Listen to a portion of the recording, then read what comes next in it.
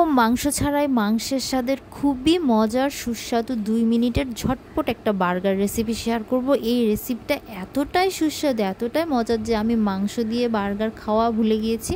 আর এই রেসিপিটা কিন্তু খুব ঝটপট অল্প কিছু উপকরণ দিয়ে তৈরি করে ফেলা যায়। প্রথমে আমি আলুগুলোকে একটু হালকা সিদ্ধ করে নিয়ে ছোট ছোট গোল গোল করে স্লাইস করে নিয়েছি।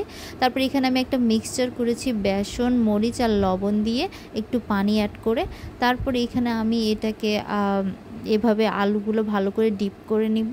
এভাবে এপিট ওপিট করে ডিপ করে নেওয়ার পরে হালকা একটু ডিপ করলেই হয়ে যাবে। এভাবে আমি গরম তেলে ভেজে নিব। তেলটা অবশ্যই খুব ভালো করে গরম করে নিতে হবে আগে। তারপর একটু আমি হালকা আঁচে এপিট ওপিট করে ভেজে নিব। তো একটু গোল্ডেন ব্রাউন কালার যখন হয়ে আসবে তখন এটা আমি বুঝবো যে হয়ে গেছে। এক্ষেত্রেও যদি কেউ বেশি ক্রিস্পি খেতে পছন্দ করেন তাহলে একটু বেশি সময় নিয়ে ভাজবেন। আর যদি কেউ একটু হালকা হালকা নরম খেতে পছন্দ করেন তাহলে একটু আর্লি করে ভেজে নামিয়ে ফেলবেন। তারপর আমি এখানে বার্গারের বানটাকে মাঝখানে স্লাইস করে নিয়ে একটু পছন্দ মতো চিজ অ্যাড করে নিব।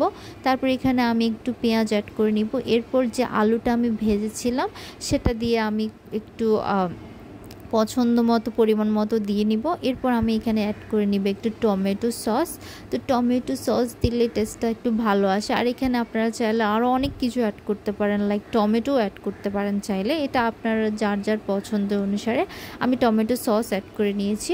তো টমেটো সস অ্যাড করে নেওয়ার পরে এটাকে আমি এভাবে একসাথে করে নিব। তারপর এটাকে আমি একটু ওভেনে একটু বেক করে নিব। তাহলে হয় কি পেঁয়াজটা একটু নরম হয় এবং চিজটাও গলে যাবে, খেতে অনেক ভালো লাগবে। তো চিজটা দেখেন একদম গলে গিয়েছে। তো আপনারা যদি একটু বেশি চিজই খেতে পছন্দ করেন সেক্ষেত্রে চিজের পরিমাণটা আরেকটু বাড়িয়ে দিবেন। আর এটার টেস্টের কথা কি বলবো, বিশ্বাস করেন এত মজা এটার টেস্ট, মানে এটা আসলে অন্যান্য বার্গারের থেকে এটার টেস্ট অনেক বেশি মজা যারা আলু পছন্দ